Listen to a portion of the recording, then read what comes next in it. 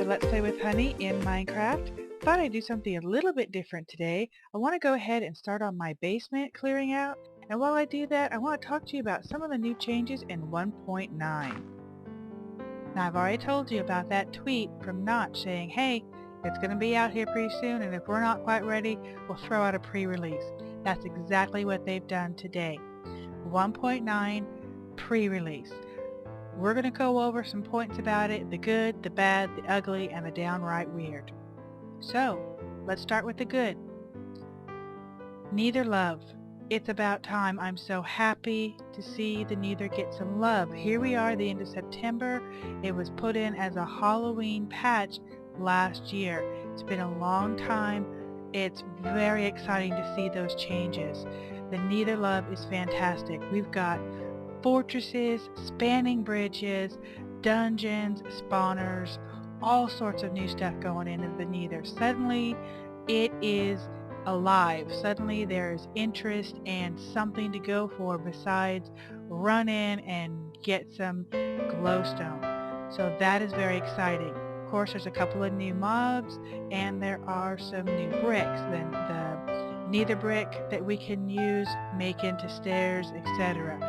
Several different things that we can do with that, which also gives us new color, new texture. Very nice. The two new mobs. We have got a fireball barbecued squishy. Okay, so new slime balls, that's great. And we've got the other, as mentioned on Minecraft Monday, possibly most annoying mob ever with the I see you, I'm going to go on fire and chuck fireball mobs, blaze thing, whatever they're calling it now. So that is an interesting thing. If nothing else, love him or hate him, give him a chance. Let's see how he actually works as you're in there. If nothing else, there is some variety and they're changing up the Neither, and for me that's a good thing. One tiny little bad side to the Neither that I'm not loving: my poor zombie pigmen will no longer drop cooked pork chops when I kill them. So you have been warned, bring your food. Bring your own food if you're going to the Neither. No more free unlimited cooked supply there. So next good thing, the water and lava leaking. I love this feature. I think it really gives a certain dimension to that.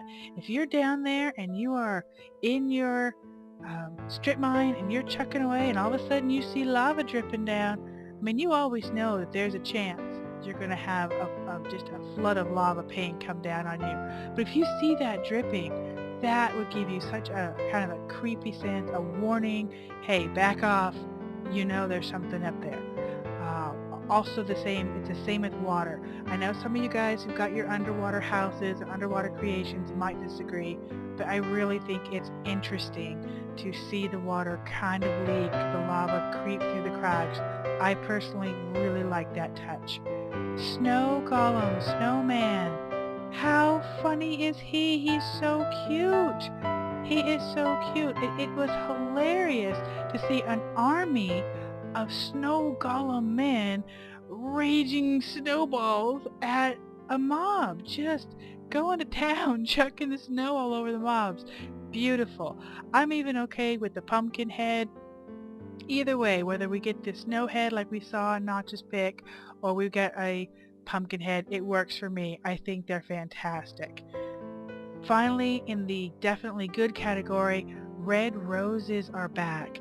I mean, look around and I'm tripping over yellow flowers. They're pretty, but I really am glad to see they put red roses back.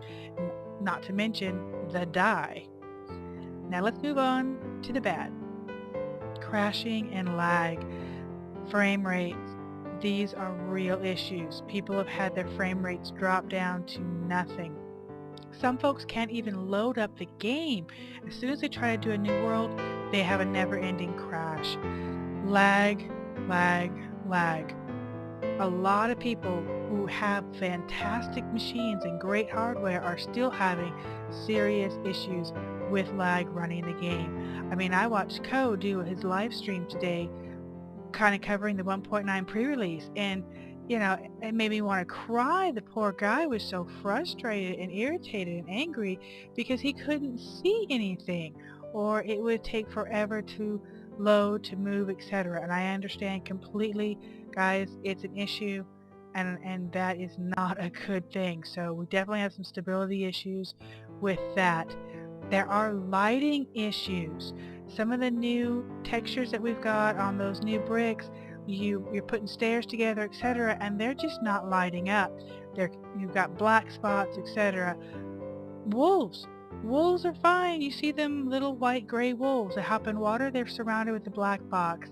Not so great with the lighting issues. We've got some light bleeding through walls. We have some light not penetrating and having black spots. So definitely some lighting bugs out there. And the sound. There's no chest sound. We just got the chest sound in 1.8 and now the chest sound is gone. So it's not, a game breaker there, but still a nice ambiance. I like the chest sound. I'd like to see it back. I'm sure it will. For whatever reason, it's not there right now. There are also some folks that are just now catching on to a redstone wiring change. This isn't a bug, it is intentional. But a lot of you are testing things and just now discovering this. It actually had come out before. It was an intentional change with how the redstone wiring works. There is a workaround. It's just done differently than it had been before. So it's not broken, but at the same time it effectively does break a lot of creations out there because they're simply not going to work. All these inventions that are already in worlds existing, you guys are having to go in there and fix them, and I understand that has got to be a nightmare. A lot of you guys are just doing amazing stuff with these inventions, and you're tucking all the redstone wiring away behind walls, under the floor. I have a hard time wrapping my brain around how you're doing all that, and I understand that's a bit of an issue right now. So not a bug again, an intentional change, but a lot of people aren't feeling the love on that one. We'll have to see how that goes. Now I want to go ahead and move on to the ugly world generation issues. It's ugly. There's really no other way to describe it. Obviously, I've already talked about the new world not generating, but even like this, I have an existing 1.8 generated world. Everything's hunky-dory. I travel to a new chunk, suddenly 1.9 world generation happens, and there are major issues. People are getting all sorts of just terrible terrain things going on. That is my biggest concern with doing the 1.9 pre-release, the stability and the world generation issues. I just don't want to jeopardize my Let's Play, whether it's right now or a couple of weeks from now when we go walking down for an exploration and we suddenly hit something terrible in my world. So I'm just holding off on it for right now. More on that in a minute. Let's go ahead and keep looking at the ugly. Blending biome issues, most notably with the swamp. I have said it myself, I've been very impressed with how some of the blending works here, the changes that have been made so it's not quite so black and white as the plains blend into the lush forest. It's very nice to see the gradation of the grass, to see the slow subtle changes. Very nice. But it seems like the swamps are just having an issue. I love that we see something new with the swamps. Having the vines were fantastic, but really vines on trees, little islands, didn't feel terribly swampy. We've got watercolor change, which is beautiful by the way. We've got a darker grass. All that's great. Definitely gives it more of a unique biome feel. But when that is slapped up against regular water or another biome, it's dreadful. You've got this, murky wine-colored water, and then suddenly we've got bright, crystally blue water smack through the middle of it. Very jarring, very kind of glaring, blending issues on those biomes. So that's kind of ugly. Those swamps, they've got some other new features like little lily pads. Those lily pads are cute as a button until you try to punch one and pick it up.